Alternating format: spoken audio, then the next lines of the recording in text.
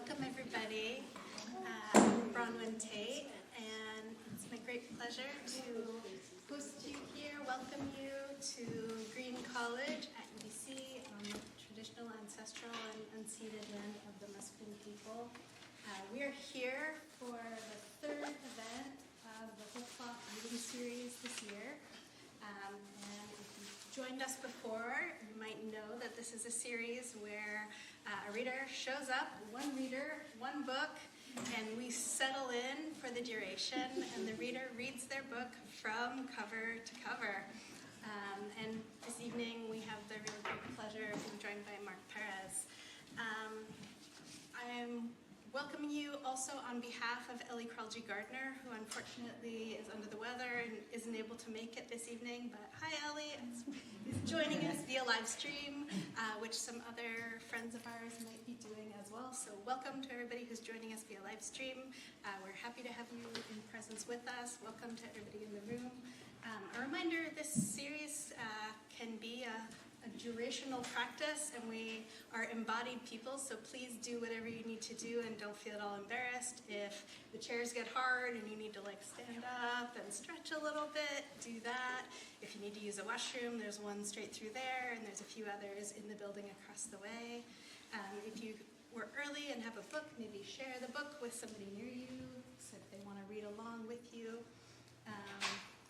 Coming up, we hope that you'll be able to join us in April. We're going to do a collaborative event with some folks from Dead Poets reading series, and we're going to do a community reading of Pat Lowther's A Stone Diary. So we invite you, our community, to join us, and we're going to take turns reading that poem together, poem by poem. I think it's going to be a really special event. We're going to have folks from Dead Poets reading series there.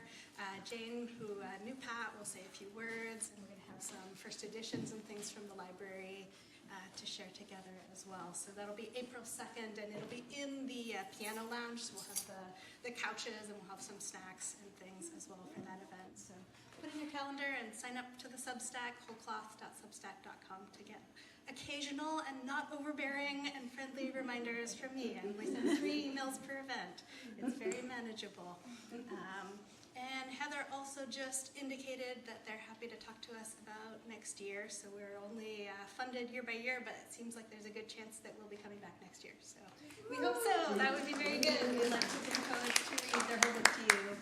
There's no other reading series quite like it, and I think it's pretty special. So this evening, we're joined by Marc Perez, born and raised in Manila.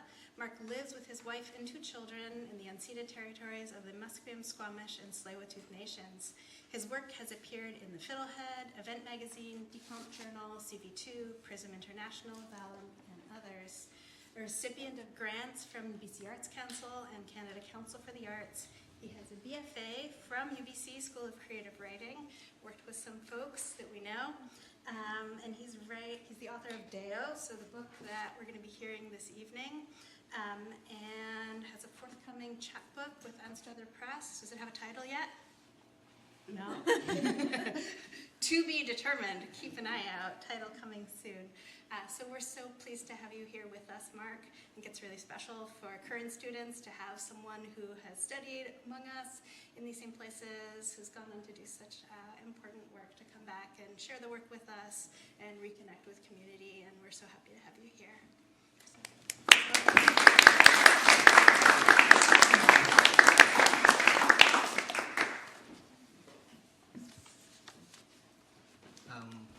Thanks again, Bronwyn and Ailey and Green College for having me here.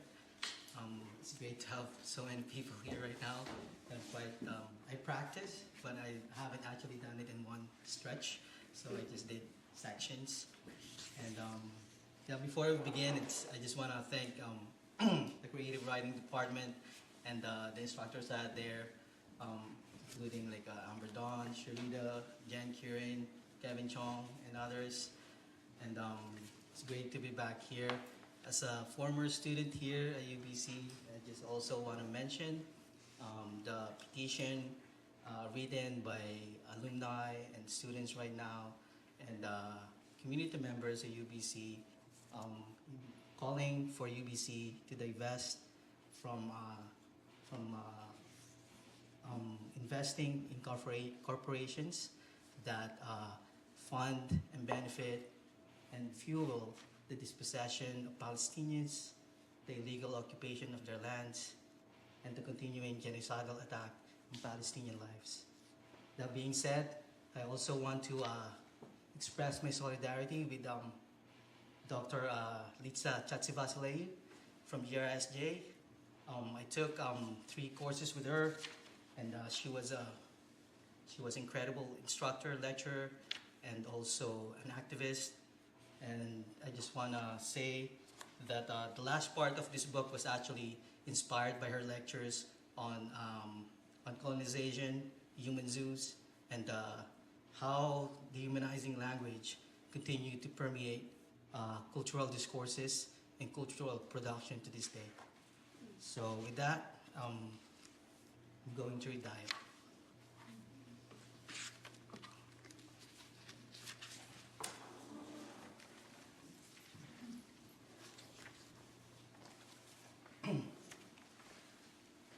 Para sa mga dayo. Part 1, Buto. Suddenly, I realized that if I stepped out of my body, I would break into blossom. James Wright. Form as a living thing. The aratilis grows in the empty lots of demolished homes. It thrives often where the toilet used to be. Form is the act of blossoming in unlikely vessels. Displacement in immobility. Omniscience from confinement. If not a writer, then a tree. A planter or a pruner. A harvester or an indoor cactus admirer. Absorb and release. Breathe. Spread like moss in gutters, bodies out of place. Form is the leaf that sprouts from your toes, the scent of grass in your hair.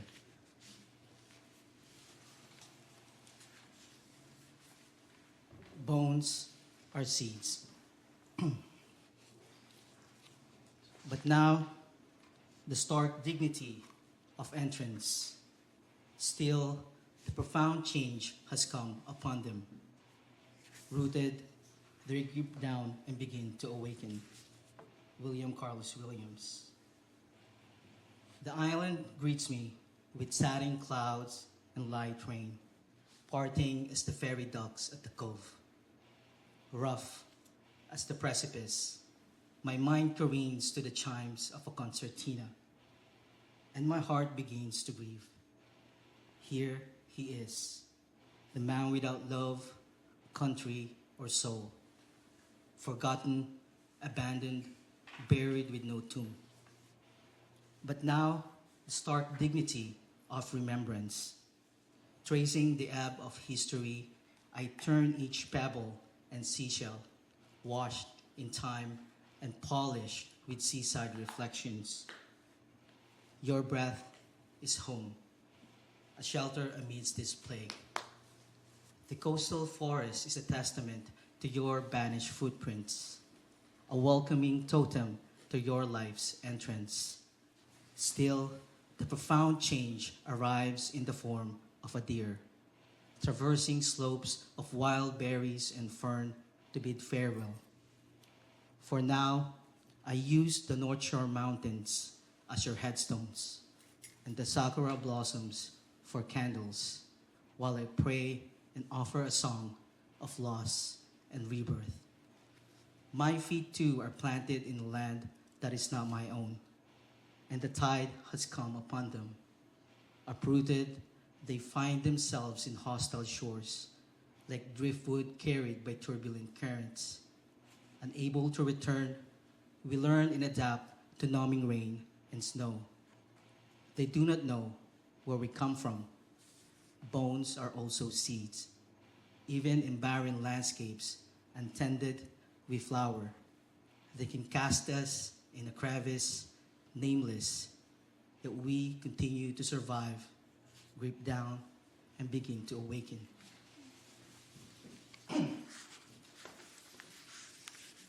Waking. If it were sufficient to love, we wouldn't wake up each morning to part curtains, air times vacancies, water the potted plants, prime orchids and succulents, the Christmas cactus that blooms in summer, or keep our thoughts attuned to ordinary sacredness, like the unfurling of fiddleheads. And if we live long enough for our fertile hands to nourish the soil itself, and the pothos taking root in wells within us, if it rained even in the most arid of days, things would be too easy. Meditations.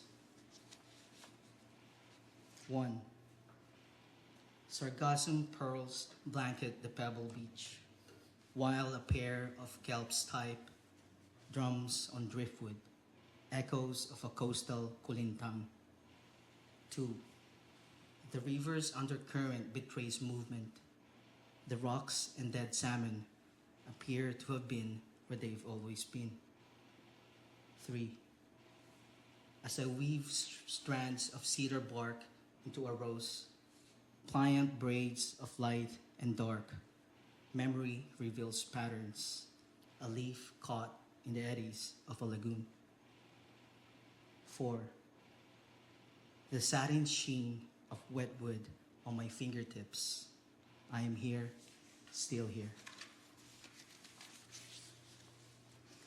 Extinctions. And now, the end is near. You ask me to turn off the radio. Where you're from, people get shot if they don't karaoke My Way right. You want quiet. We're here, you say, tapping the table's edge, killing ourselves. And for what? Not knowing, no longer loving. I remember you screaming at the TV when the beluga from Vancouver Aquarium was merely shipped to a tank life somewhere in Europe. I reach for you, but your hand clenches away because it's my fault, not the beluga's fate, but ours. And you recite names of extinct animals until the list includes you and me. Pluvial, a parking lot pastoral. Walking through a Grandview Highway parking lot, I hear frogs croak behind a row of cars. But there are no lilied waters, patches of moss green amid fallow fields, nothing but ditches filled with plastic, antidepressant residue. Maybe I'm tired of waiting for the moon beyond harvest, mirroring clear skies on mud. Yes, my heart longs to sing a kundiman for clean streams as my shoes slide on opal oil spill. Cornflakes gathering like bougainvillea blossoms plucked by an immortal monsoon. From asphalt, I praise clouds for reprieve, rain for another poem.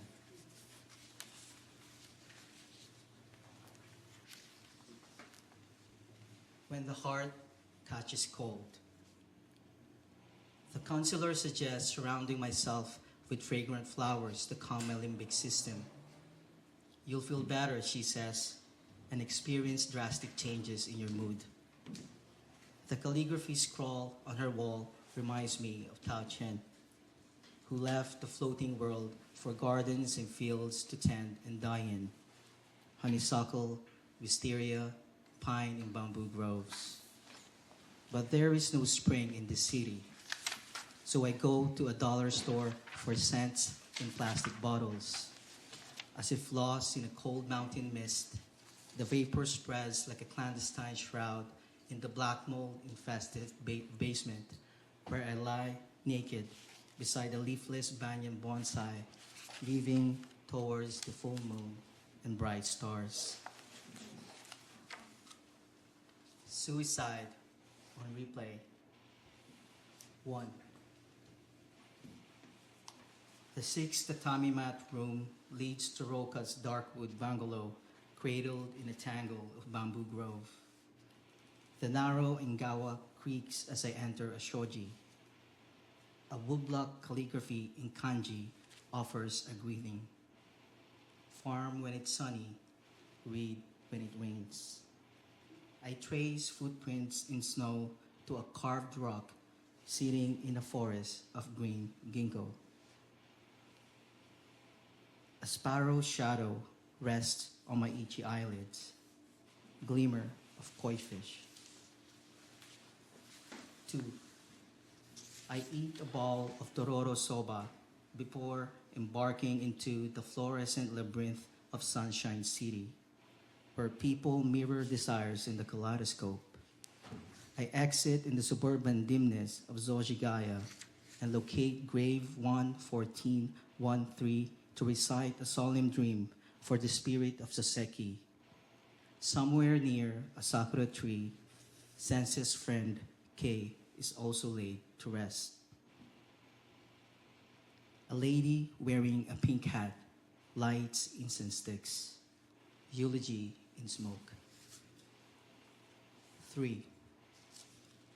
I walk along a railroad track to search for the footbridge where Osamu once stood, leaning against a railing, gazing at the sunrise or sunset.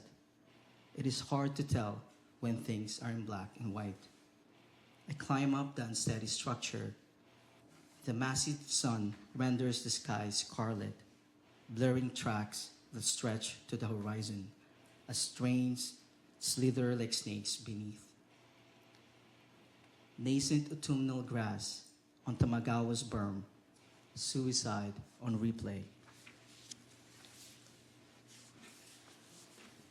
This world is an aquarium.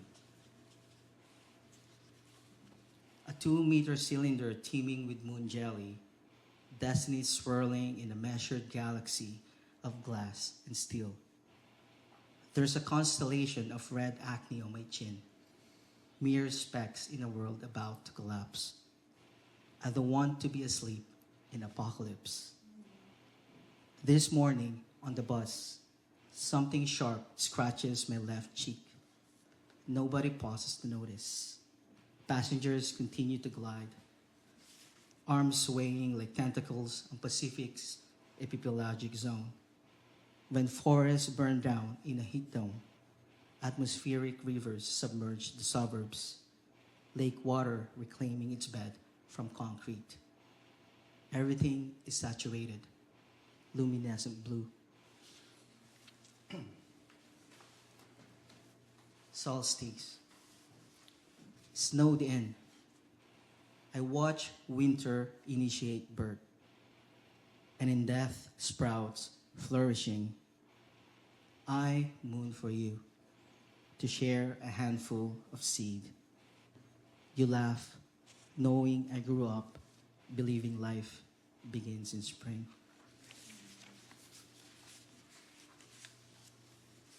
A seed. Under a dogwood, yellow petals strewn about our feet, maybe white. You spoke in aphorisms, shared a recent daydream about a dead poet or vagabond, a chance encounter with Vion, wearing his funny hat by a riverbank in Tokyo, holding a poster ad for skin whitening facial soap. You then pointed to a tree across the pond, said it was pine. That was when I wondered how you learned to differentiate conifers, sure that one is neither is neither spruce nor fir. Without doubts, a sprig of abandon sprung from your chest. No, it wasn't faith, a seed tossed by a bluebird. The poet as a quidnap for Carla and Chris. What now? Autumn leaves, ginkgo and red maples played on a log bench.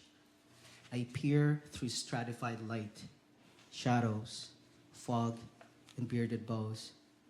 Eavesdrop on the whispers between moss and pebbles. Seagulls noshing on dead fish.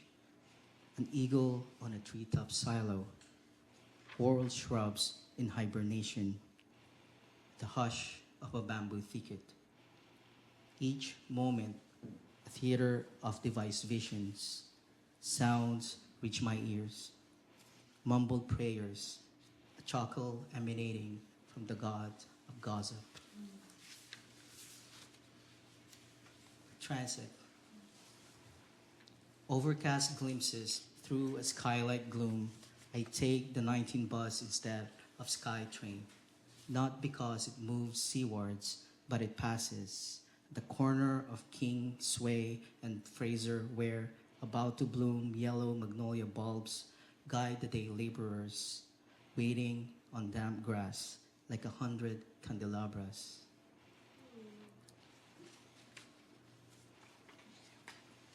Ars Poetica. To compose a poem is to start fire. I agree. Now is the time for furnaces, and only light should be seen. Provide warmth to unclothed bodies. To be human is to envision. Dream about voices from the margins of your bed, where bones are enjambed like a cathedral of firewood. If not combustion, then a verse on how to reclaim love. Yes, poetry, like bread, is for everyone. Unseen, your red ink shines as stars at noon. To write words that burn is arson. Set your tongue on fire.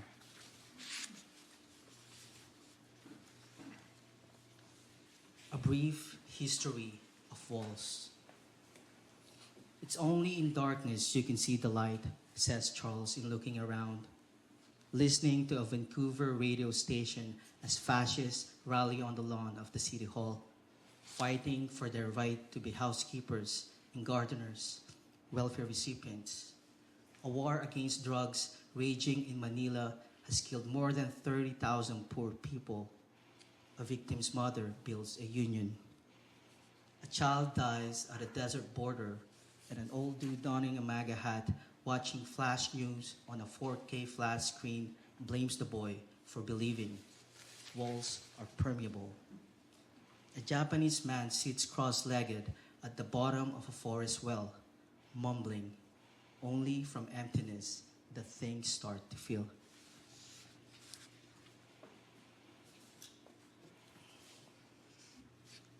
Lockdown. Couch. Attuned to the chorus of cicadas complaining about pavements on fire and unplanted in a heat wave that kills 40. And those who can afford to frolic and dream, left in the mountains to play with the pebbles of the stream. To be a tree, first you need sunlight and a handful of earth. Dig your feet deep enough so that your toes wet a bit. Don't worry about water. Rain will come. Shower you like when you were young, a seedling. Branch your arms and twig your fingers. Chase the sunset until somewhere, or maybe on your shoulder, a swallow. A note after Wisława Szymborska. Death is the only way to be dressed in fine clothing, bathed in tears, eaten by worms, to spread wings or to wag a tail, to steal a stone from a leaf, reduce to ashes, grow into a forest, to return to distant roots, to exist in murmured stories and bittersweet eulogies with the casket closed. Only if granted a chance to watch from a pew, keep a memory or two, pack a memento of being alive. Part 2, Archipelago. Remember, we carry our culture in the canoes of our bodies. Remember, home is not simply a house, village, or island. Home is an archipelago of belonging. Craig Santos Perez.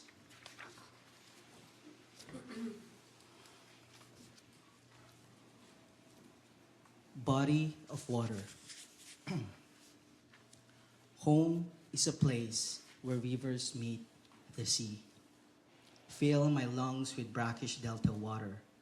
Estero de tripa de galina. Childhood memories tributary. Stagnant in black silt and methane. Only the dead remember your lilies. But this is no longer about drowning. I've outgrown my fear of letting go. This is surrender, a body-defying buoyancy, sunken and supine on the seabed like the sedimented hull of a capsized ship. Reel in my feet from a cerulean reef, swathed in seaweed. There is room for you here, a soft bed among corals. Come, I'll breathe you in.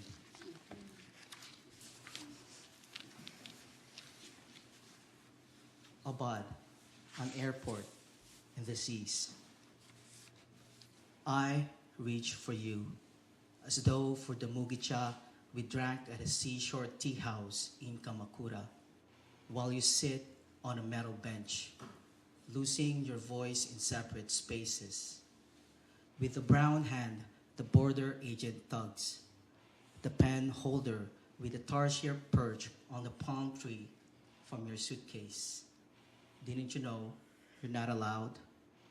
Unaware, I bought it for you in Bohol, on a low-tide sandbar, where we tasted salty sea urchins from spiny shells, cracked in half by a sun boy who seemed to emerge straight from the sea, reminding you of a folk tale about a young fisherman and a sea turtle.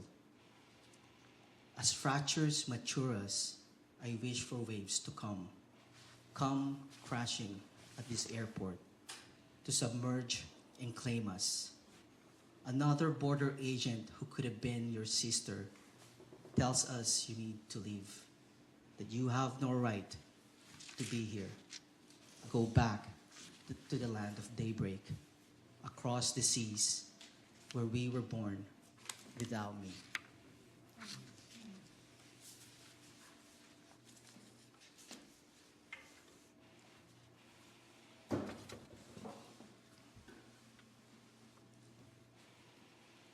Pass away.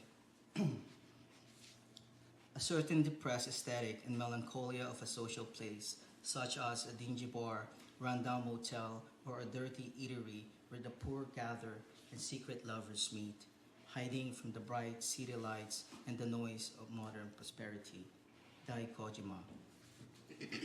The bar smells of wet wood. I lean against cold hardness. The wallpaper peels. Master hovers behind an opaque vitrine, a discordant display of bare flesh. The whiskey percolates in my mouth, less bitter than the dredged vignettes in my head. I adjust my wristwatch and glance at the clock. Time hemmed in by two black and white posters of sumo wrestlers, the creases on their naked bodies like lubricated pieces of somatic puzzle, clashing tectonic plates, dreaming to form a mountain.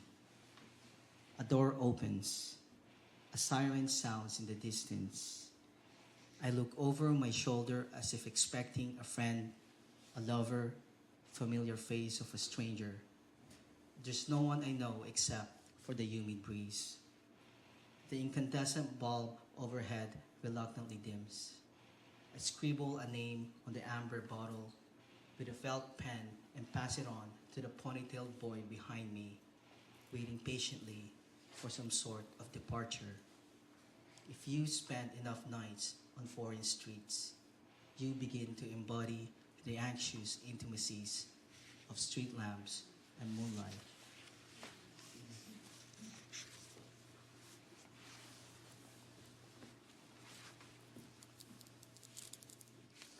In memoriam,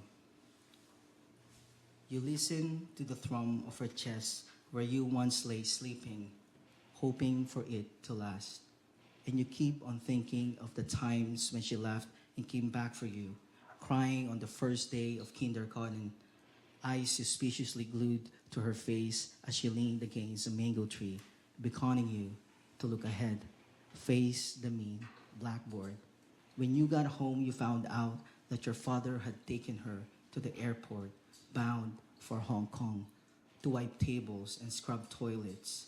Your elder sister insisted you now had to wash dishes and iron your school uniform, for you no longer had a mother.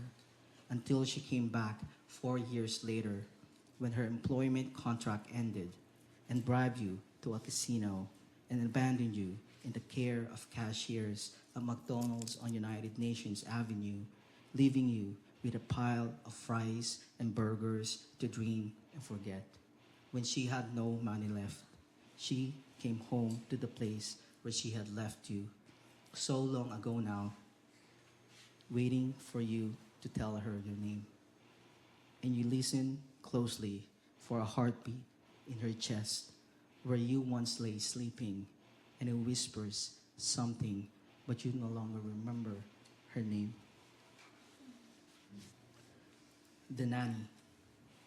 Your nanny graces my place daily around noon. On her break time from your Pertico Point Grey mansion, she flutters noiselessly, leaving traces of her presence, scent of roasted coconut shreds in my gloomy one-bedroom basement, touches of bleach, detergent crystals, sparkling oven and countertops, sweet tea in the fridge, and cassava cake. A steamy pot of rice is spiriting away. On the table, a short note, "Dear Bunso, love, Nanay."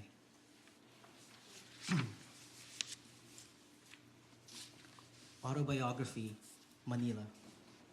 The child's surroundings provide clues to help in orientation, OED. A palace abandoned, and students in blue jeans cling on spire gates. My mother, named after the color of loam, delivers her son in a ghost den, while her husband hauls desert city sand dunes onto 10-wheelers, Saudi boy. I smoke weed before menthols. School is the pipeline gateway. I sniff glue in ruby, generator eardrums, methane water. My jobless teacher pawns her house to be a housekeeper. Bananas, copper, people for export. Remittances, balikbayan boxes, photographs of someone else's blue-eyed children. I stash a headless lighter with aluminum coil around the ballpoint cartilage. Sip 3-in-1 coffee for breakfast. Methamphetamine before home economics. Barbed wire walls, broken glass cement. Guards armed with revolvers. At billiard halls, I never win against the dude with 11 fingers. Instead, I roll the dice. Toss 3 coins. Shuffle cards for lunch. A bald rat chases a kitten, or the chick limp in its mouth. A long-distance call. Come home. I answer. Nobody's home. Crossing. 1. Borderlands. Fleeing from the country he escaped to, the fields of powder shine sharper than a tyrant's machete, slashing fingers and toes as he wades through forests buried in whiteness, trudging slowly on the faces of rocks gasping for air. Under the shadow of dead stars, he aimed a crystalline fist at the heavens, taunting the gods with a bonfire hunger, defiant ember, burning brighter than the written and unwritten laws of this and that land. 2. Seas. The Prime Minister apologizes for life's loss aboard MS St. Louis, precious as those on Camagara Maru, or the somber migrants adrift on rubber boats bloating the Mediterranean. But he has no idea what it means to be driven into exile, Salvage photographs already saved from fire have no room for memories. Dock on a shore and not touch the sand. Turned away again and again, left to be swallowed by raging tides of men. Landless, asleep on waves, buried at sea. Filial affairs. 1. When rain and wind coalesce in a wintry night, isolation's sole consolation is a sip of warm whiskey, while Cusano's festive frogs croak drunkenly on the dreary yellow pages of a paperback. 2. My dear father's bones, different from Nakahara's, powder and marble container, locked in closet, brought out in nostalgia. 3. Mother flies to Chieco's sky. Though she rides no wind, hears no voice, chants no curse. As her sunken eyes shed tears, a man-child scribbles verses. Balikbayan box. A box to contain the American dream. Body lotion and hand cream. Crunchy peanut butter. Dove and Irish Spring bar soap. Envelope $100 bill. Fruit of the Loom t-shirts. Gain laundry detergent and softener. Head and Shoulders anti-dandruff shampoo. Instant coffee and powdered cream. Jordan 3. Kisses, Toblerone, M&M's, Musketeers and Mars. Levi's 501. Microwave and oven toaster. No-name pasta. Oxford English Dictionary and Thesaurus.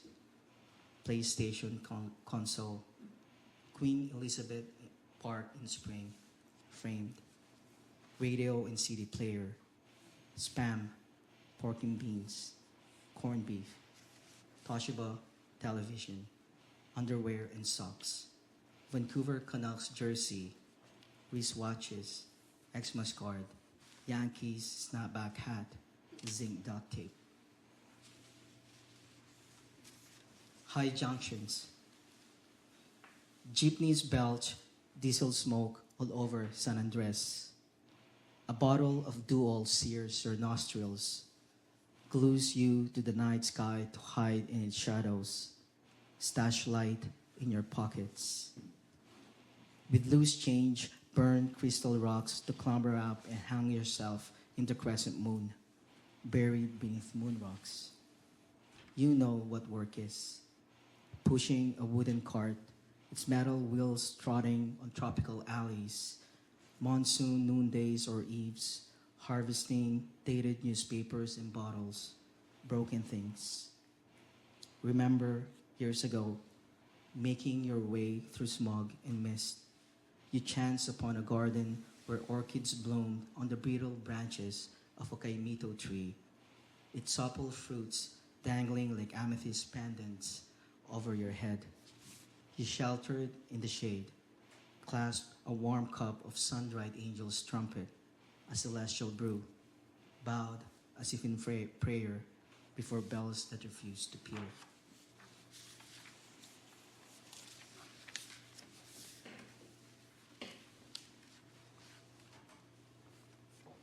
How's everyone doing? Halfway done. Almost.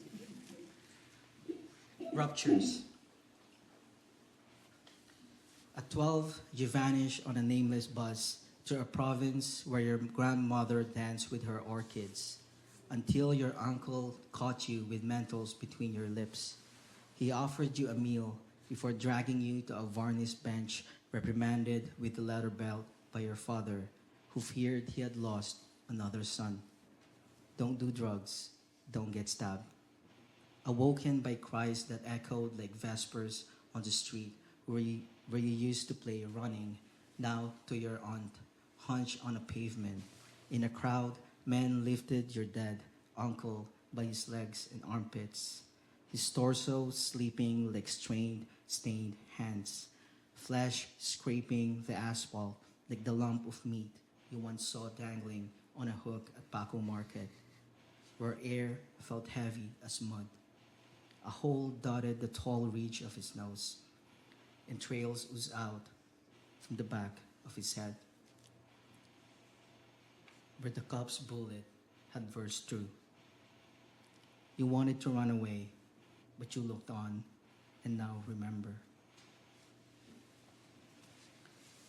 Full stop or rationalizing death. Reminder, the sun is a star. Stars explode. Disclosure, I've forgiven myself for letting the cactus die. Childcare and synchronous online classes are unsustainable. 1 + 1 remains 2. Hydrogen and oxygen is still water. My books are never organized in any sort of order, always a struggle. Dialectics contradict the wheel of life. A tangible truth.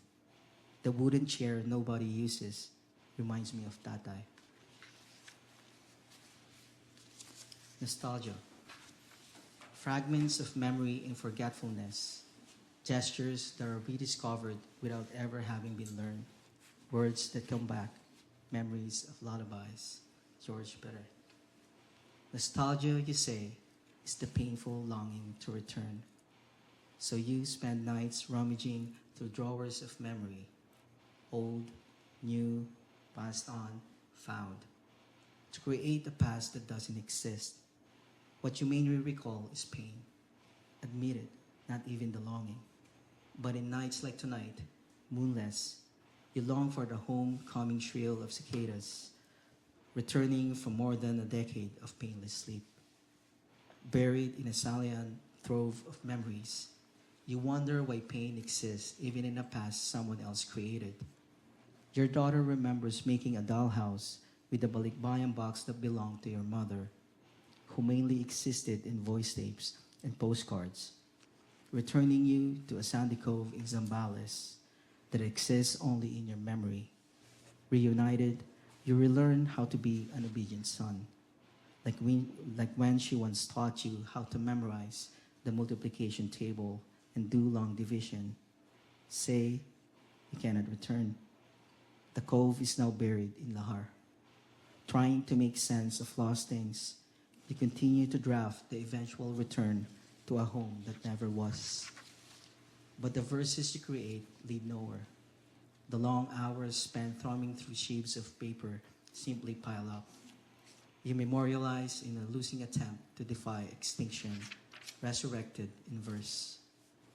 There is a task you have not fulfilled, to forget the pain of being left behind. The incessant need to create refuge, a catacomb where you could return to light candles, a handful of soil in which to plant pain, grow it into a pot of Elysium, something small and simple, to create a leafy garden where cicadas could return. 3 tanka with father-in-law. 1. Up on Hikosan, Yoshiaki and I share a bowl of mountain vegetable soup. Tengu's long nose hovering above us. 2. Driving down Kyushu highways, Yoshiaki slides a Bill Evans CD and hums Danny Boy, his daughter's favorite tune. 3. Yoshiaki's fish-shaped Nambu clink clanks outside my window, echoing in eastbound wind, dancing with red maple leaves. September, first pandemic year. Forgetting is akin to remembering. A colorless fedora, faceless friends, bodies without sinews, barely shadows. I understand why things are greener here. I will not explain. Let you feel instead the longing for something almost felt. At the tip of your amygdala, a waft of fresh ground coffee, dissolving conversations, cadences scribbled on the back of receipts. fissured cups. Pastiche after CP Cavafy. As you book a ticket for Manila, hope your flight has no delays. Full of comfort in business class, sleep, bakunawa, kapre, a hungry aswang. Don't be afraid of them. You have forgotten them anyway. As long as you stay focused on your dream vacation, as long as travel gives pleasure and adventure, steers your body from boredom. Bakunawa, kapre, wild aswang. You won't encounter them unless you rewatch the Shake, Rattle, and Roll franchise, unless you remember the stories of your grandmother. Hope your flight has no delays. May there be many summer sales when, hunting for bargains, you enter airports you're seeing for the first time. May you stop at duty-free to buy overpriced things, electronic gadgets and magnets, whiskey and cigarettes, tax-free perfume of every kind, as many tax-free perfumes as you can. And may you visit many North American suburbs to shop and go on shopping from their malls. Keep Manila always in your mind. Vacationing there is what you work for, but don't hurry the flight at all. Better if it lays over somewhere so you have extra luggage by the time you reach the islands. Bourgeois with all the property you've accumulated, not expecting Manila to make you rich. Manila gave you heartaches. Without her, you wouldn't have migrated. She's got nothing to give you now, and you will find her plundered. Accredited as you have become with a wall of diplomas, you may have learned by then but what these Manilas mean. Grief. Late for a graveyard shift, I forget my keys and wonder why leaving home feels like grief. Lost the rhythms to remember shopping list, the newsprint songbook of grief. Where are the mango streets that shade my childhood alleys and streets? I sleepwalk through a scaffold city, lost in its gentrified grief. Caesaras of migration aren't pauses, but ruptures. Midnight nostalgia is a black ice road towards grief. With neither warmth nor recall, my tongue contorts in constant search for ways to speak. Numbed by bus stop advertisements on diasporic grief. Hashtag, how far do you travel? In a box under my bed, I entomb epistolary voice tapes and handwritten dreams, recited like hymns and despedidas, where we drown collective grief. Take pandesal as baon for your departure. Bring me green grass as homecoming gift. The fragments of ourselves pieced together by grief.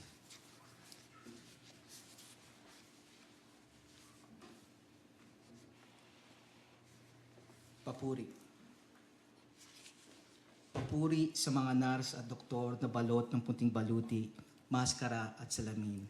Patuloy sa pagsagip ng buhay sa kabila ng kakarampot na sahod at ngatog tuhod na pagod.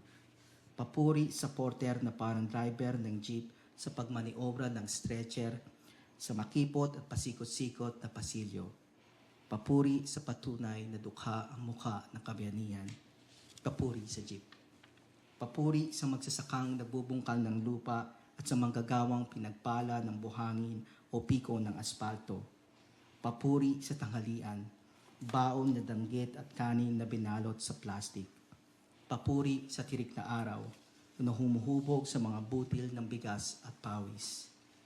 Papuri sa tubig na pumapawi ng uhaw at singaw ng lansangan. Katatapos lang ng ambon, ulan o bagyo. Papuri sa balangaw na tanaw mula sa kapirasong bintana ng marino, 8 buwan nang nasa laot, walang kausap kundi nagdaraan na ulap at mailap na ibong dagat. Papuri sa migrante na puspusang naghahanap buhay abuti man ng gabi. Mga makabagong distyero, suklob ng niebe o disyerto, suot ang putpod na sapatos.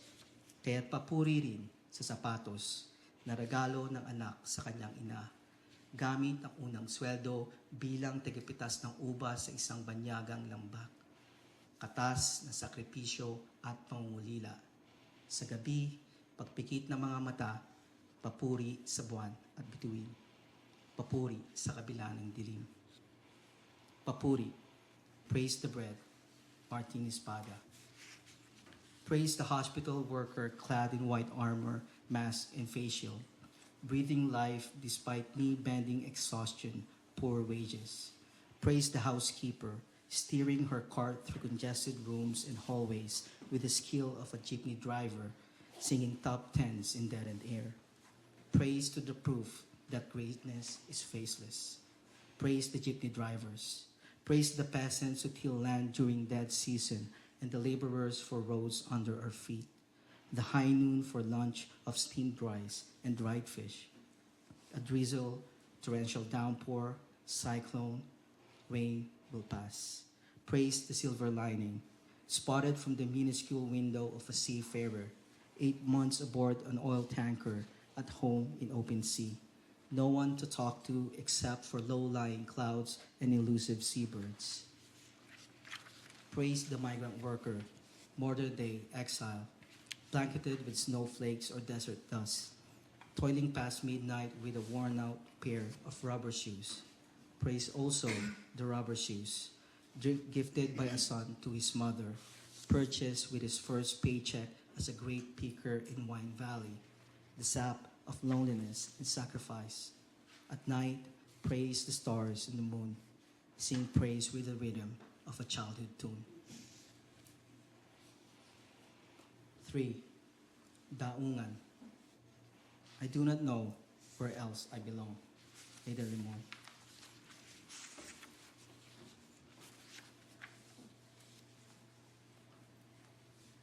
The Garden World, 1897. The Garden World. Borderland poppies, warm red and yellow petals, stems undulating, lithe under the memory of frost. Existing, I peer and penetrate still at spring, which I thought would never arrive. But here, a proof that trust between plants and sunlight is perennial. Pages quiver like fragile insect wings, fluttering, consistently surprising, emotionally resonant, and well-crafted. Words I keep with my shovel and sprinkler tin can, like trimmed twigs and leaves of a wind-flushed juniper bonsai. These poems owe their foliage to sharp pruning shears. On my palm, a fleeting world, a garden in bloom.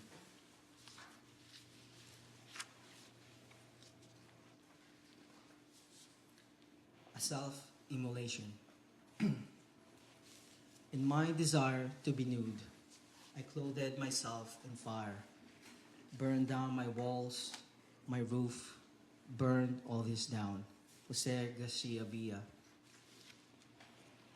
My body didn't feel as my own. Windswept, as though the river's currents washed away not to rejuvenate, but erase. Layers of scars that allude to loss and lullabies. Prelude to wokeness, a radical renewer sparked in my desire to be nude, exposed under the gaze of a sky blazing like a pyre, scorched to be in touch, to touch and be touched, to be in harmony with my skin, nerves tight like strings of a lyre. I first let go of things thought of as atavistically human, or insatiable hungers. Then I clothed myself in fire, tossed my hat, and it drifted like a phoenix, whose tail ignited an underbrush. A wildfire engulfed garments wrapped around my body. I took refuge in nakedness, barren proof of beatings, and sought safety in homelessness. With red fingertips, I set foundations aflame and burned down my walls, my roof, my words. I also burned all this down. The Gardener. Memory fades like a summer dress, you say.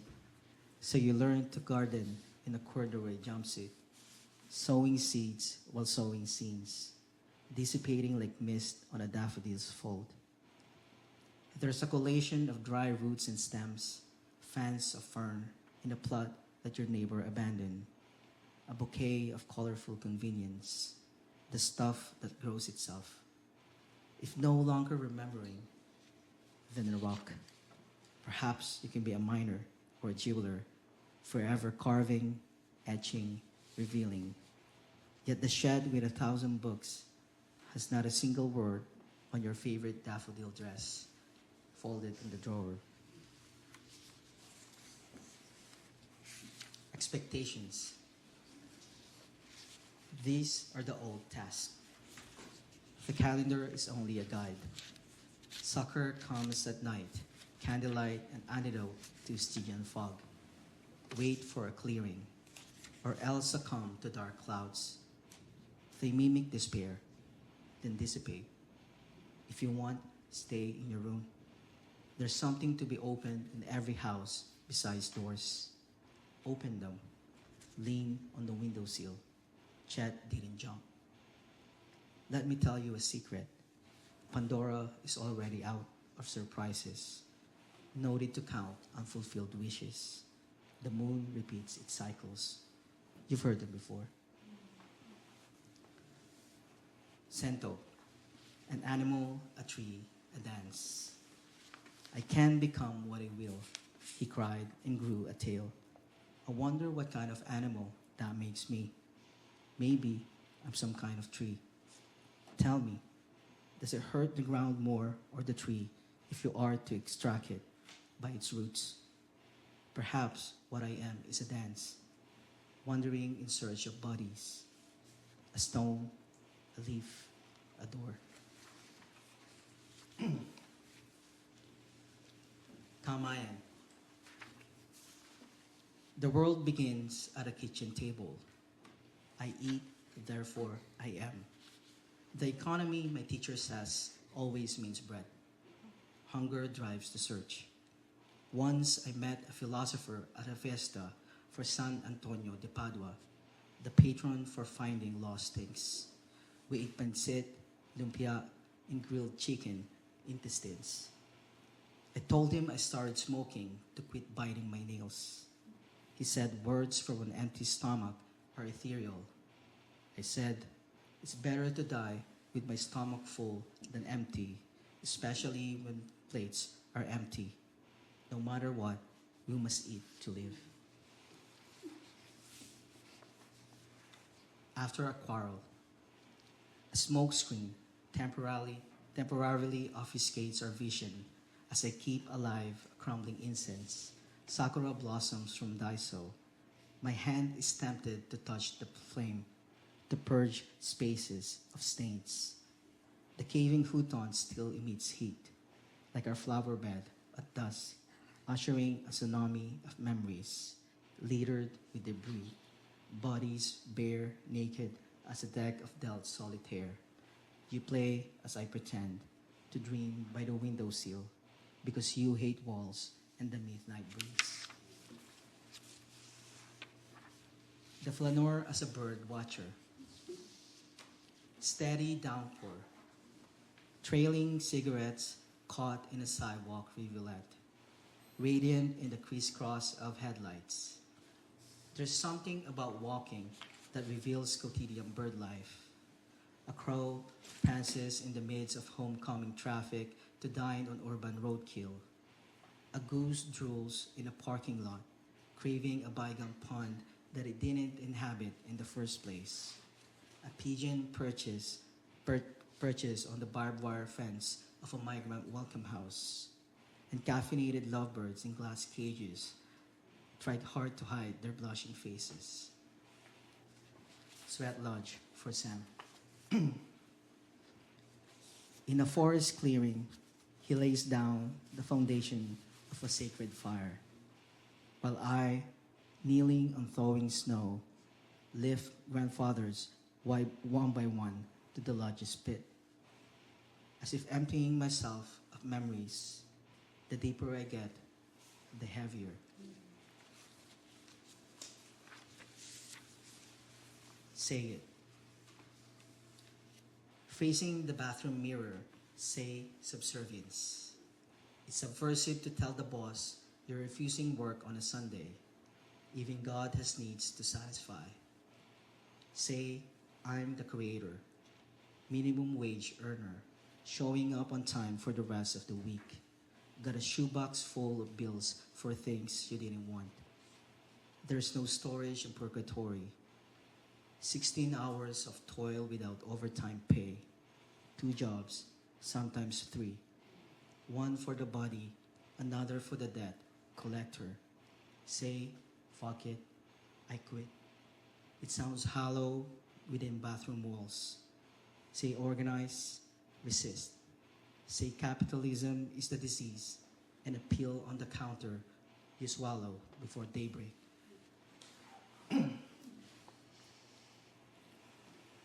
Isolation for Henry Doyle. Sipping stale beer, listening to little laughs, loud whispers, sinking in a gray couch. Gray is the mind in decay. Bukowski barks. Isolation is the gift. Isolation means deceased, a living dead. It's not the booze that kills, but the loaded gun. If given isolation, take it, but don't keep it. Get on your knees, offer it to the gods. On the road, the storks travel. We drive. To save energy, they gain altitude. I deflate when she wants me to open up. Rising warm air on serpentine Sasaguri Pass. Ni Hanzo always rests sideways. Through prairies and quarries, rocks roam as if sheep in pasture, propelled towards things adrift. Thermal, temperamental. As we move closer, we forget we're also falling apart, gliding in circles, flightless kites. On student loan. Yeah, you see. On student loan. In the orange dim of a salt lamp, you come sudden as a gust of wind, a cool scalp caress in a forest of academic text, succinct and kinetic. You don't jargon, concrete as nouns in writing workshops, where everyone seeks a payoff. You thrive on panic attacks and late submission. The amount received must be reciprocated, paid in part but never fully. No matter how hard I work, I'm bound to wither before you, exuding the same bloodless vitality as the day I signed the contract, persevering.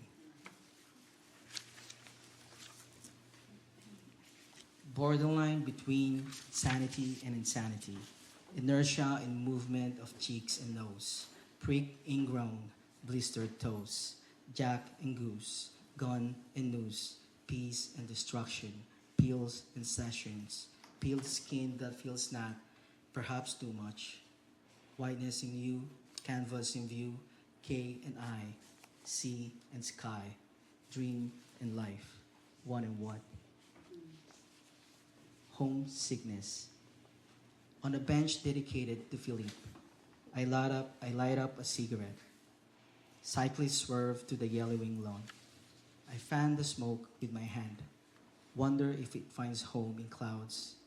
Before rain, I step on the stump and walk to the pebble beach, crowded with crows. They caw louder than gulls. From afar, container ships appear immobile. After leaving like a goldfish in cupped hands, a shoeless deckhand leaps with his knapsack into the bay and swims his way back to his dead mother. I wish I had the courage to float. Part 4. Lakbay. We came to transmit the shimmering from which we came. To name it, we deal with a permanent voyage, the becoming of that which itself had become. Etel Adnan.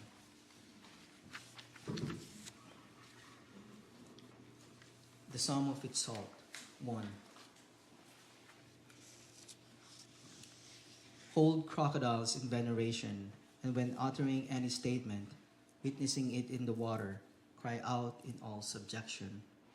No, grandfather, ask placidly and tenderly for safe passage. Offer it a portion of the things you carry in your boat. 2.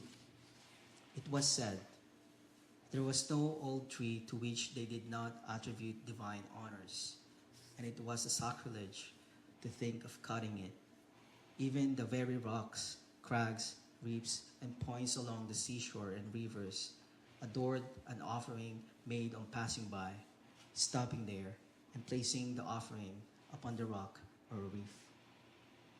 It was said, the river of Manila had a rock that served as an idol for many years, and it lasted. 3. September 2011. Beneath lily pad canopies, a saltwater crocodile, exhausted from 3 months of hiding, is lured to the surface with a carcass and lassoed out of the wild brackish currents of Agusan Marsh. Strangled into submission, the savage, suspected of hunting a bucolic village by feasting on carabaos, a breadwinner, and the head of an innocent schoolgirl, is then bequeathed with a dead hunter's name, Lolong. The Guardian. Imagine it in sepia instead of rich full color, and this might be a photograph of a Victorian expedition team who have made it through miles of jungle into the lost valley of dinosaurs and bagged themselves an iguanodon. 4. A zoologist sedates and measures Lolong with 2 different methods to ensure accuracy. Until a crocodile has been measured, he says, we cannot claim to know its size. The Guinness World Records, expert arbiters of fame, concludes he's the biggest beast in captivity, as McGee has hypothesized the tallest man resided in Patagonia, stealing the crown from the Australian crocodile, Cassius, a name disowned by the boxing legend Muhammad Ali. 5. Hundreds flock from far-flung places to see the untamed ambassador in concrete enclosure. Fresh asphalt back roads unroll like carpet for tourists who pay 20 pesos to satisfy curiosities. Witness the body of a living fossil. Fence, half submerged in water, drained and replenished, too cold for warm blood. Stoned head basking, unmoved by shudders, for a fee feel his Asian skin, more sensitive than human fingertips. Nothing to fear, his snout still roped to educate, the natural web of life between predators and prey.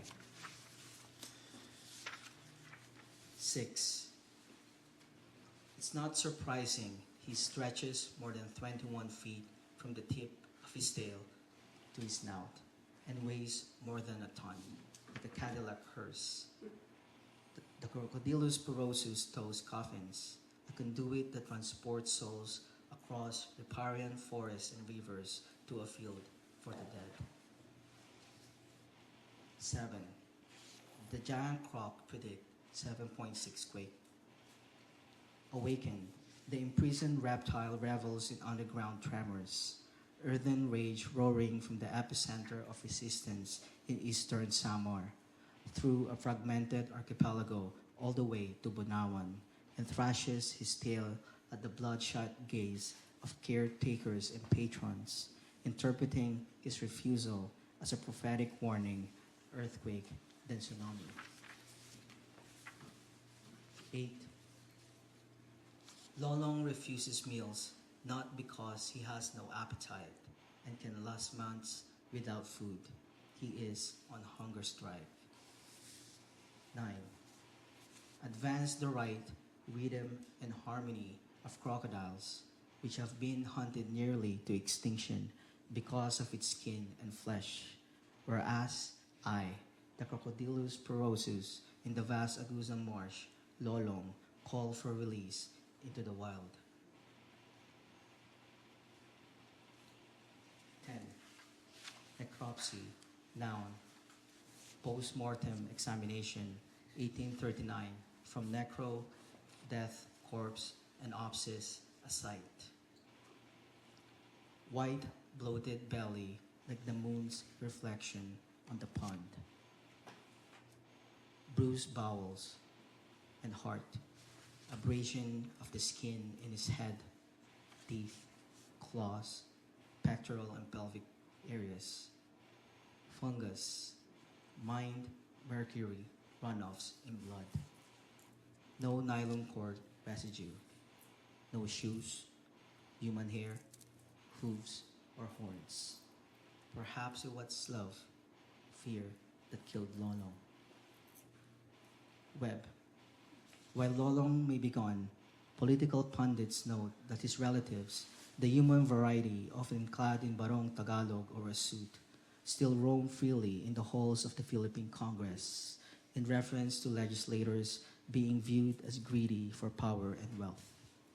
The Filipino street term for a greedy person is buwaya, which is also the local word for crocodile. 11. After Stefan Malar. Harnessed by the tree of life, his bones suspended to the ceiling, dissociated from his heights.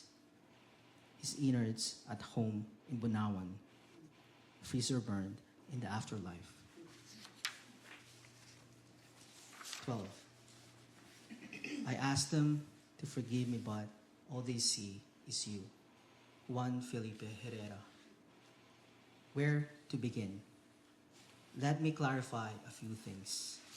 I have no need for rituals. Save the chickens and pigs. Spare me from piety. Let me return my beatified name. Tears are precious. Each drop weighs more than the sum of its salt. I ask them to keep the mourning for themselves and the miseries of their own land, where children churn in perpetual departure. Offer them last rites at the harbor. Pray they learn to forgive me, but I will end the cycle here. I will carry them to their exiled futures. I will feed them my piece of the moon. I will wait at the opposite shore, forbearing as a lighthouse in the briefness of eclipse. I will be a guide, a glimpse of the horizon, undulating until all they see is the vision of repair, a people demanding repatriation, the gift of being buried in my mother's womb. My fate cannot be undone. It persists in motion, here with you. 13. But, of course, that infinite vision is an illusion, a God trip, down a highway. Trace bloodlines to an estuarine reptile, build edifices cast from his form, beat his fangs of death to ward off the living. Enter a cosmology of relations, primordial fear and adoration, ancestor and kin, summoned in reverie, benevolent spirit of justice, take my body, devour me whole, surrendering my soul so it may pass through the arch of rain, transformed into a god while the souls of the drowned remain at sea forever.